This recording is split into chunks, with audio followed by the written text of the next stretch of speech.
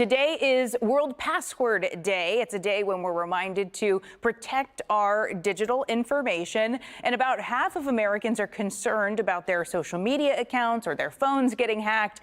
Joining me this morning to talk more about the best digital habits is Aura's Chief Scientist Zulfikar Ramzan. Good morning. Thank you for joining us. Absolutely. Good morning. So I looked at this report that you guys did, and you were mostly looking at generational differences in the digital world. What were some of the things that stood out to you? What were some of the things that you noticed between Gen Z, millennials, and the baby boomers? Well, first of all, I think one thing we noticed is that about half of baby boomers, 47% actually, use a notebook or piece of paper to keep track of all their passwords. That's compared to the Gen Z generation, which is 26%. So quite a big contrast right there.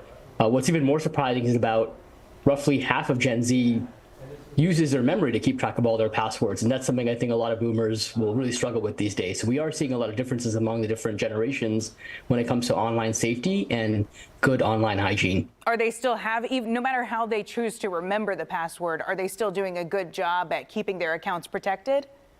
Well, it varies. I think the challenge is that when you try to remember your password, typically that means you pick a password that's simple to remember, which means it may also be simple to guess for a threat actor. And so we do see that attacks seem to be quite indiscriminate when it comes to which generation is targeted. Historically, we've seen a lot of boomers get targeted because of their extra income and extra savings, but now we're seeing attacks across the spectrum that target every segment of the population.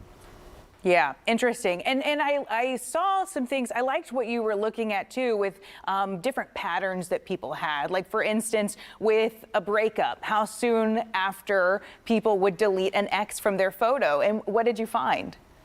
What's interesting here is about 64% of women between the ages of 45 and 54 are likely to delete dating apps from their phone within the first 3 months of being broken up and being in a relationship. So I think that is pretty powerful, that the fact that they're actually doing that, taking care of their online hygiene, cleaning up their apps on their phone pretty quickly is very encouraging. In the security community, we always say, try to minimize what can happen to you and do this approach of least privilege across the board. You mean like any information about you, get rid of it if it's not needed?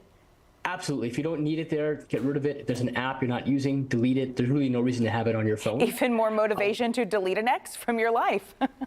Right, and about half of Americans do that. In fact, we're finding that about half of Americans who ever delete unused apps from their phone delete their exes off social media within about 3 months of being broken up. And so on both sides of that spectrum, we are seeing that people are cleaning up their online habit with respect to either entering a relationship or sometimes exiting one. Or talk about the apps, too. Like, if you get into a relationship and say you had dating apps on your phone, how far into that relationship should you then delete the apps? Right, so typically we see that most people delete these apps within a few months of being in a serious relationship. Not everyone does. And of course, whether or not you delete the app may also indicate how serious the relationship is. It seems like we're kind of like looking into, like prying into the personal lives of people, but really this is all about safety. So what did you find, like what's the advice that people can take away from this about how to keep their social or their digital lives protected and safe? Well, first of all, I think awareness is really key. Every 6 seconds in this country, someone has their identity stolen, and the losses in a given year exceed $10 billion. That's about almost 10 times greater than the amount of money we lose in physical theft from residential homes. So this is a really big problem, first of all. Secondly, we tell people, make sure you try to keep your password safe, choose good passwords, avoid putting information online if it's not necessary to be there. And if you follow those steps, monitor your credit on a regular basis, you can generally keep yourself pretty safe online. We also do recommend that people invest in some kind of approach to monitor their credit to make sure that nothing has gone awry or their identity has not been stolen. I do love hearing that keeping ourselves safe is within our control and we can keep ourselves safe online. Zulfikar Ramzan, we appreciate your time this morning. That was really good information. Absolutely. Thank you.